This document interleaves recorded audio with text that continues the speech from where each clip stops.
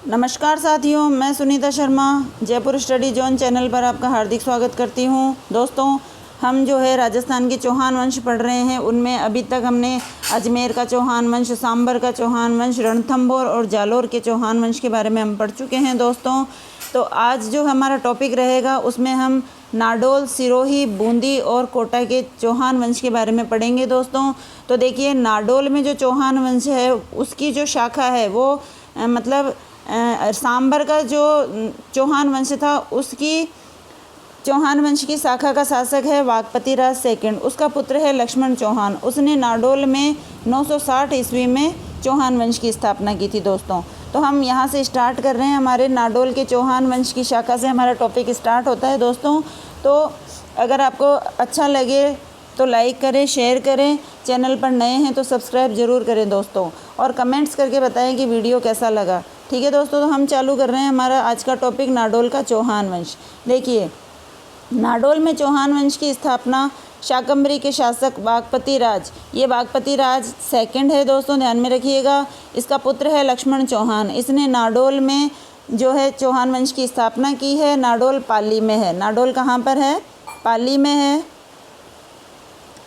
और देखिए दोस्तों, ये शाकंभरी यानी कि सांबर के आसपास का जो सपादलक्ष का क्षेत्र था वहाँ का शासक है वाकपति राज सेकंड। उसका पुत्र है लक्ष्मण चौहान। तो सांबर से दो शाखाएं निकलती है, एक तो नाडोल जाती है और एक अजमेर में चौहान वंश की स्थापना करते हैं। तो आज हम अजमेर के चौहान हम पढ़ चुके हैं और नाडोल के चौहान वंश के बारे में पढ़ रहे हैं। यहाँ के शासक कीर्तिपाल ने 1177 ईस्वी में मेवाड़ के शासक सामंत सिंह को हराया था तथा मेवाड़ पर अधिकार कर लिया था। 1205 के लगभग नाडोल जालोर के चौहानों में शामिल हो गया था। ठीक है दोस्तों, ये इतना सा इतिहास है नाडोल के चौहानों का। और यही जो कीर्तिपाल है, यही जो है जाकर के बाद में जो ये जालोर का जो चौहान वंश है वहाँ पर ये जो इसकी स्थापना करता है, जालोर में चौहान वंश की स्थापना करता है कीर्तिपाल चौहान। ठीक है दोस्तों, तो देखिए, सांबर से नाडोल में जाती है शाखा, और नाडोल से फिर जालोर में, और जालोर से फिर सिरोही में। ठीक है दोस्तों, इस तरह से ये क्रम बंधा हुआ है। और इधर से दूसरी जो शाखा जाती है शाकंभरी से अजमेर, अजमेर से फिर रणथंभौर। तो ठीक है दोस्तों, ये हमने नाडोल का पढ़ लिया है। बस इसमें इतना सा ध्यान रखना है, नाडोल में चौहान वंश की स्थापना लक्ष्मण चौहान ने की, और यहीं का शासक था कीर्तिपाल चौहान जिसने जालोर में जाकर चौहान वंश की स्थापना की। आगे हम पढ़ते हैं सिरोही का चौहान वंश। देखिए, सिरोही में चौहान वंश की स्थापना। सिरोही में चौहान वंश की जो है देवड़ा शाखा की स्थापना 1311 में लुम्बा ने की थी। यहाँ के चौहान देवड़ा चौहान कहलाते हैं। सिरोही की राजधानी चंद्रावती थी। ध्यान में रखिएगा दोस्तों। तो सिरोही में चौहान वंश की स्थापना लुम्बा ने की, और यहाँ के चौहान देवड़ा चौहान कहलाते हैं। तो सिरोही की राजधानी क्या है? चंद्रावती। चौहान वंश के सहसमल ने 1425 ईस्वी में सिरोही की स्थापना करके उसे अपनी राजधानी बनाया था। जब लुम्बा ने जो यहाँ पर देवड़ा शाखा की स्थापना की थी तब राजधानी क्या थी दोस्तों? चंद्रावती। सिरोही को पहले क्या कहा जाता था? चंद्रावती कहा जाता था। अब चौहान वंश के सहसमल ने सिरोही की स्थापना की और उसे अपनी राजधानी बनाई 1425 ईस्वी में। कुंभा ने सहसमल को हराया और इसको हराने के उपलक्ष्य में अचलगढ़ दुर्ग का निर्माण करवाया, सिरोही में करवाया था। ठीक है दोस्तों, तो महाराणा कुंभा मेवाड़ के, इन्होंने सहसमल को हरा करके यहाँ पर अचलगढ़ दुर्ग का निर्माण करवाया। इसके बाद में देखते हैं, सिरोही के अखेराज देवड़ा को उड़ना अखेराज भी कहा जाता है। सिरोही का अगला शासक था अखेराज देवड़ा, इसको उड़ना अखेराज भी कहा जाता था। आगे देखते हैं हम। देखिए दोस्तों, इसके बाद में सिरोही के अखेराज देवड़ा को उड़ना अखेराज कहा जाता है। इस अखेराज सोनगरा, इसका पूरा नाम क्या है दोस्तों? अखेराज देवड़ा। ये सोनगरा जो है, देवड़ा जो है जालोर की सोनगरा जो चौहानों की शाखा थी, तो ये अखेराज सोनगरा भी कहलाता है। तो ध्यान में रखिएगा दोस्तों, अखेराज देवड़ा, अखेराज सोनगरा दोनों एक ही है। इस अखेराज सोनगरा या देवड़ा ने 1527 में खानवा के युद्ध में महाराणा सांगा का साथ दिया था। ठीक है दोस्तों, ये साथ देने वाला सवाल भी पूछा जाता है। महाराणा प्रताप का हल्दी घाटी के युद्ध में किस किसने साथ दिया था, और खानवा के युद्ध में महाराणा सांगा का किस किसने साथ दिया था।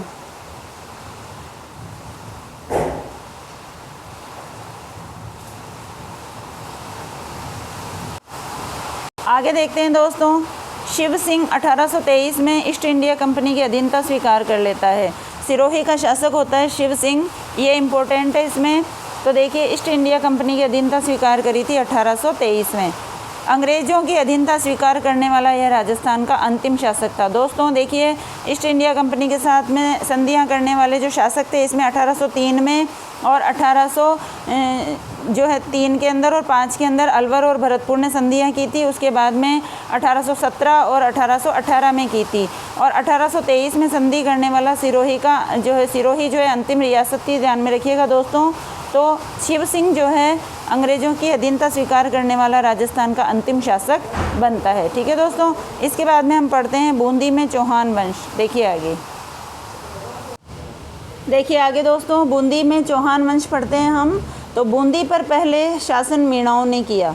बूंदा मीणा के नाम पर बूंदी का नामकरण हुआ था। देखिए, तो बूंदी पर सबसे पहले शासन किसका था? मीणाओं का।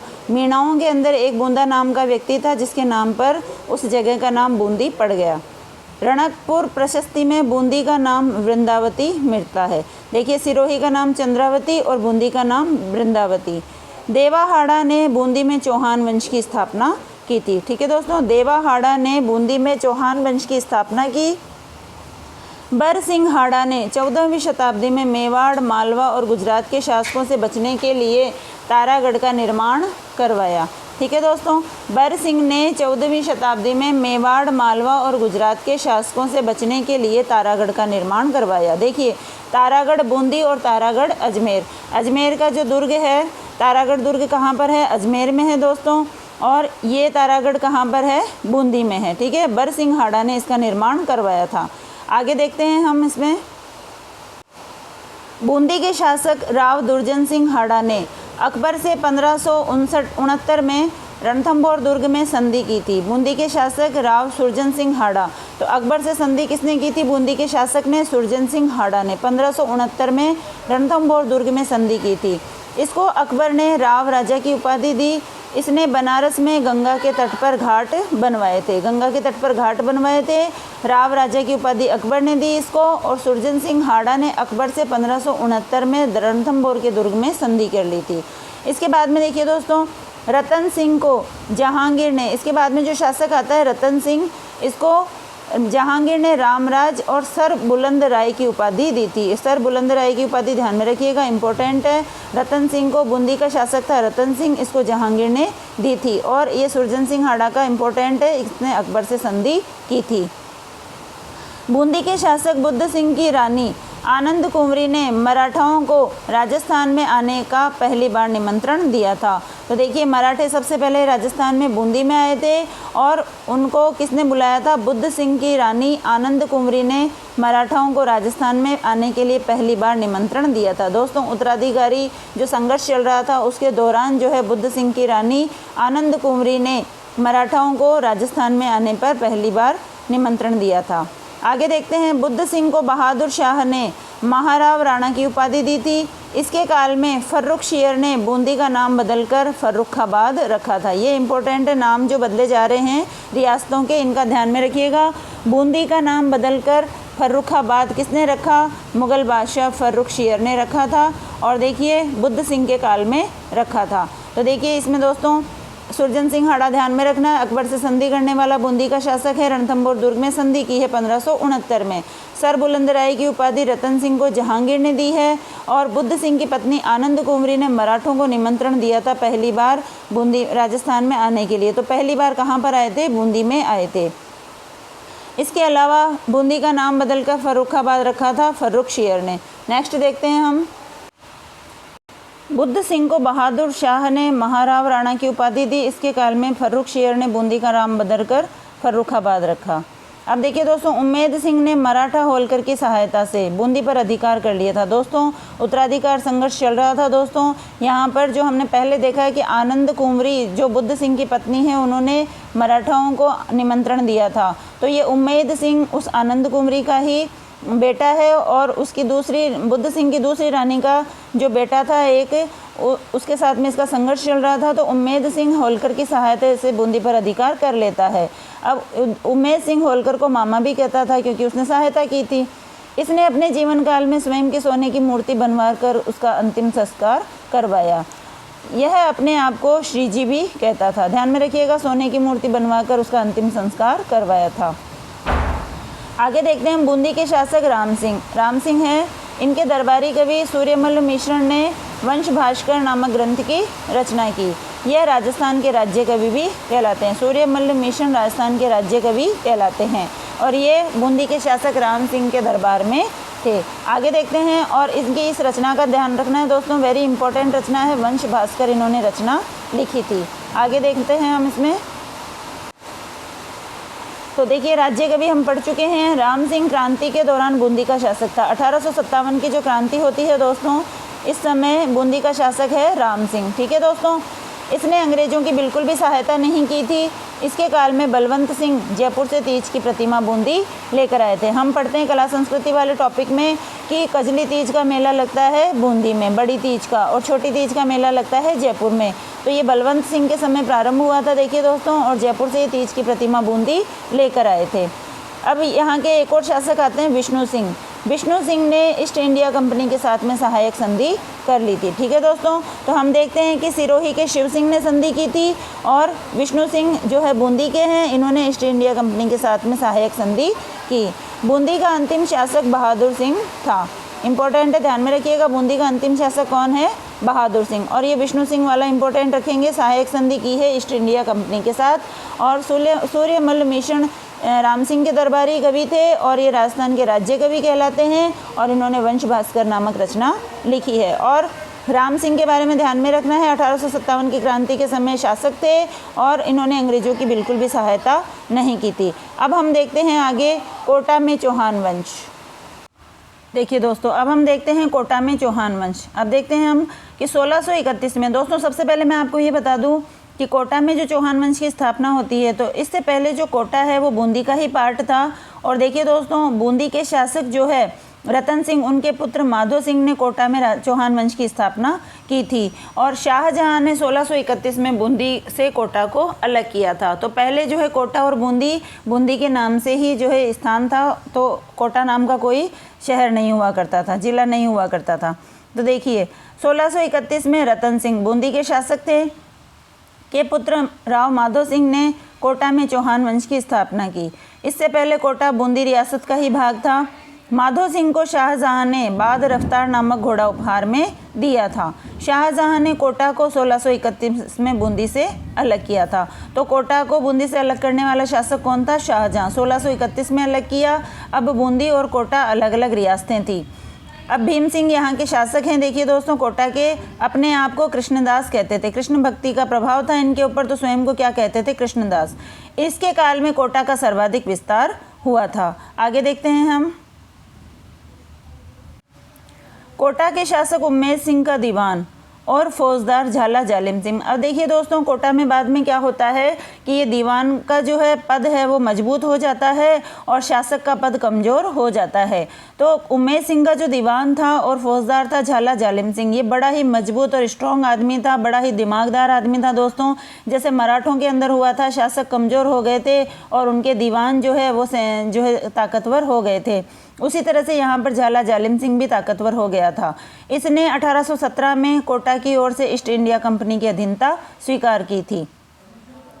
1821 में झाला जालिम सिंह और जो है कोटा का शासक है किशोर सिंह, इनके बीच में मांगरोल का युद्ध होता है बारा नामक स्थान पर। बारा में मांगरोल नामक स्थान पर युद्ध होता है 1821 में झाला जालिम सिंह और किशोर सिंह के बीच में, जिसमें टॉड ने, ये जो कर्नल जेम्स टॉड हम पढ़ते हैं, राजस्थान के जो है पितामह कहलाते हैं, इतिहास को लिखने वाले हैं, घोड़े वाले बाबा कहलाते हैं ये, इन्होंने जालिम सिंह का समर्थन किया था और जालिम सिंह की विजय इसमें होती है।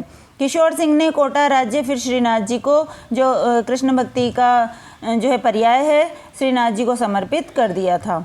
अब देखिए दोस्तों, क्रांति के दौरान कोटा का शासक पूछा जाता है कौन था? राम सिंह सेकंड था। इनको जो है 6 महीने तक क्रांतिकारियों ने जेल में कैद रखा था। और एकीकरण के समय कोटा का शासक कौन था? भीम सिंह। ये सब सवाल पूछे जाते हैं, इंपॉर्टेंट है, ध्यान में रखिएगा दोस्तों। तो देखिए वापस से हम देख लेते हैं। कोटा में उम्मेद सिंह के समय दीवान था और फौजदार था झाला जालिम सिंह। ये ताकतवर हो जाता है और ये 1817 में ईस्ट इंडिया कंपनी से अधीनता स्वीकार करता है, संधि कर लेता है। 1821 में झाला जालिम सिंह और कोटा के शासक किशोर सिंह के बीच में युद्ध होता है, मांगरोल का युद्ध 12 में। इसमें कर्नल जेम्स टॉड ने झाला जालिम सिंह का साथ दिया था और जालिम सिंह की विजय होती है। किशोर सिंह ने कोटा को फिर श्रीनाथ जी को समर्पित कर दिया। और अब देखते हैं हम कि 1857 की क्रांति के समय कोटा का शासक राम सिंह सेकंड है और राजस्थान का एकीकरण होता है, तब कोटा का शासक भीम सिंह था। ठीक है दोस्तों, आगे देखते हैं हम। अब देखते हैं दोस्तों झालावाड़। कोटा का दीवान और फौजदार महारावल मदन सिंह वो जो झाला जालिम सिंह था उसका पौत्र है दोस्तों, ने 1838 में कोटा से पृथक करके झालावाड़ को एक स्वतंत्र रियासत बनाकर चौहान वंश की स्थापना की। अब देखिए दोस्तों, बूंदी से जो है कोटा अलग होता है और कोटा से झालावाड़ अलग होता है। ठीक है दोस्तों, तो देखिए झाला जालिम सिंह का पोता है महारावल मदन सिंह, ये कोटा का दीवान और फौजदार है। इसने 1838 में झालावाड़ को एक स्वतंत्र रियासत बनाकर चौहान वंश की स्थापना की। झालावाड़ देखिए अंग्रेजों द्वारा बनाई गई राजस्थान की एकमात्र रियासत है। अब ये झाला जालिम सिंह का पोता तो है, लेकिन जो है ज़्यादातर जो है शासन व्यवस्था है वो अंग्रेजों के हाथ में है, तो अंग्रेजों के द्वारा बनाई गई राजस्थान की एकमात्र रियासत थी। इस रियासत को 1838 में बनाया गया था। इसकी राजधानी झालरापाटन थी। ठीक है दोस्तों, तो आज हमने जो है राजस्थान का संपूर्ण राजवंश जो है चौहान राजवंश वो कंप्लीट कर लिया है। कहाँ कहाँ पर चौहान वंश थे, तो देखिए सबसे पहले हमने देखा था सांभर में चौहान वंश की स्थापना की थी वासुदेव चौहान ने। उसके बाद में वहाँ से 2 शाखाएं निकलती है दोस्तों। नाडोल में लक्ष्मण चौहान ने चौहान वंश की स्थापना की और दूसरी शाखा अजमेर जाती है। अजमेर में अजय राज ने चौहान वंश की स्थापना की। अजमेर से जो है गोविंद राज पृथ्वीराज चौहान तृतीय का पुत्र रणथंभौर जाता है और रणथंभौर में चौहान वंश की स्थापना होती है। अब दोस्तों देखिए नाडोल का जो कीर्तिपाल चौहान है वो जालोर में जाकर के और ये चौहान वंश की स्थापना करता है। और फिर कीर्तिपाल चौहान के बाद में जो है जालोर वंश का ही जो है एक शासक है देवड़ा चौहान, ये जाकर के सिरोही में चौहान वंश की स्थापना करता है। देखिए दोस्तों, बूंदी में चौहान वंश की स्थापना ये देवाहाड़ा ने की है और कोटा में चौहान वंश की स्थापना बूंदी के शासक रतन सिंह के पुत्र राव माधो सिंह के द्वारा की जाती है। तो इस तरह से हम टोटल जो है चौहान वंश पढ़ चुके हैं दोस्तों। अब इसके बाद में अगले टॉपिक में हम फिर मिलेंगे। ये वीडियो अगर आपको पसंद आया है तो आप शेयर करें, लाइक करें, कमेंट्स करके ज़रूर बताएं और चैनल पर नए हैं तो सब्सक्राइब ज़रूर करें। अब दोस्तों आगे हम मेवाड़ का इतिहास पढ़ेंगे दोस्तों, उसके बाद में हम मारवाड़ का इतिहास पढ़ेंगे। तो इस तरह से हम बड़ी बड़ी रियासतें पढ़ेंगे। उसके बाद में ढूंढाड़ का इतिहास आएगा। तो इस तरह से हम कंटिन्यू चलते रहेंगे। तो वापस से मैं यही कहूँगी, पसंद आए तो लाइक करें, शेयर करें और कमेंट्स करके ज़रूर बताएं कि ये वीडियो आपको कैसा लगा। ठीक है दोस्तों, फिर मिलते हैं नए वीडियो के साथ में। तब तक के लिए जय हिंद, जय भारत।